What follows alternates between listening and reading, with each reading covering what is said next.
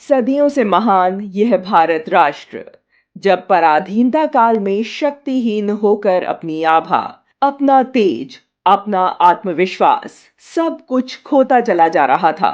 विदेशियों द्वारा हमारे संस्कारों को, हमारे आदर्शों को, हमारे मूल्यों को चूर चूर करने की लगातार कोशिशें हो रही थी। हमें हमारी जड़ों से काट डालने का षड्यंत्र रचा गया था। ऐसे अंधेरे युग में गुजरात के एक छोटे से गांव टंकारा में वर्ष 1824 में फाल्गुन मास की कृष्ण दशमी तिथि को एक बालक जन्म लेता है, जो समाज को न सिर्फ मूलधारा से जोड़ता है, बल्कि समाज को एक नई दिशा दिखाता है। वह बालक कोई और नहीं, आधुनिक भारत के महान चिंतक, समाज सुधारक, राष्ट्र ऋषि स्वामी दयानंद सरस्वती जी थे। गुरु विरजानंद से दीक्षा लेकर 1857 के स्वातंत्र्य समर में स्वामी जी पूरी शक्ति से जुट गए थे। स्वातंत्र्य समर के बाद स्वामी जी ने 10 अप्रैल 1857 को मुंबई में आर्य समाज की स्थापना की और लोगों से वेदों की ओर लौटने का आह्वान किया।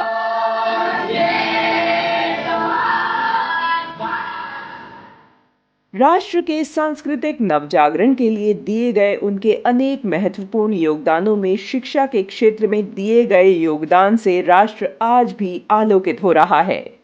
स्वामी जी आधुनिक विश्व के प्रथम विचारक थे, जिन्होंने अपने प्रसिद्ध ग्रंथ सत्यार्थ प्रकाश में सबके लिए अनिवार्य एवं निशुल्क शिक्षा का सिद्धांत रखा था।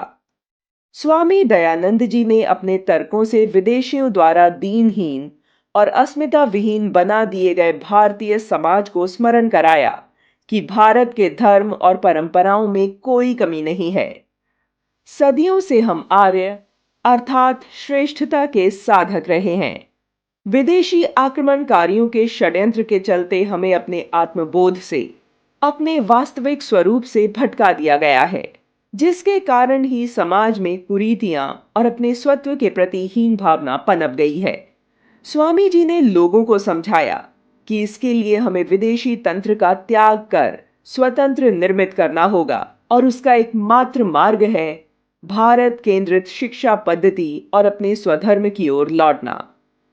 स्वामी जी ऐसी शिक्षा प्रणाली के पक्षधर थे जो युवाओं में भारतीयता की भावना के साथ साथ स्वदेश प्रेम व राष्ट्र शक्ति की भावना जागृत करने वाली हो।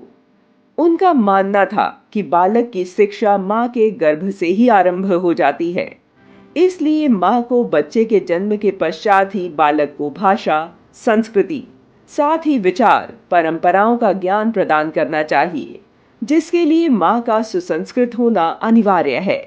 प्राचीन भारत की माताएं शिक्षित थीं, इसलिए उत्तम संतानों का निर्माण करती थीं। पराधीनता काल में पतन को प्राप्त हो चुकी नारी शिक्षा और सामाजिक कुरीतियों के चलते महिला के विरुद्ध समाज में पनपे हर प्रकार के भेदभाव का स्वामी जी ने खंडन किया। उन्होंने भारत की प्राचीन शिक्षा प्रणाली में नारी शिक्षा की महान परंपरा को पुनर्जीवित करते हुए महिला शिक्षा का अभियान तब शुरू किया, जब पश्चिमी देशों में भी महिलाओं के लिए समान अधिकार बहुत दूर की बात थी।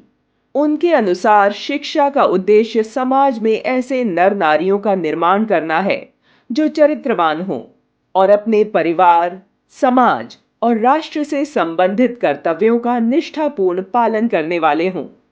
उनके क्रांतिकारी चिंतन ने देश को अनेक क्रांतिकारी और स्वाधीनता सेनानी दिए।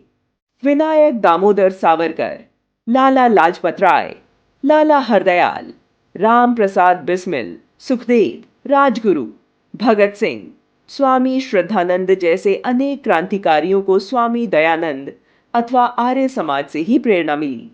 उनके इस आंदोलन का ही परिणाम है कि वर्तमान में भारत केंद्रित शिक्षा के केंद्र के रूप में अनेक गुरुकुल तथा डीएवी शैक्षिक संस्थान भारतीय धर्म संस्कृति को समर्पित संस्कारवान नागरिकों का निर्माण कर रहे हैं। स्वामी जी भौतिक रूप से आज हमारे बीच नहीं हैं, लेकिन उनकी शिक्षाएं और आर्य समाज 20वीं सदी के भारतीय इतिहास में लिखा गया ऐसा स्वर्णिम अध्याय है, जिसके आलोक से भारत सदैव प्रकाशित होता रहेगा।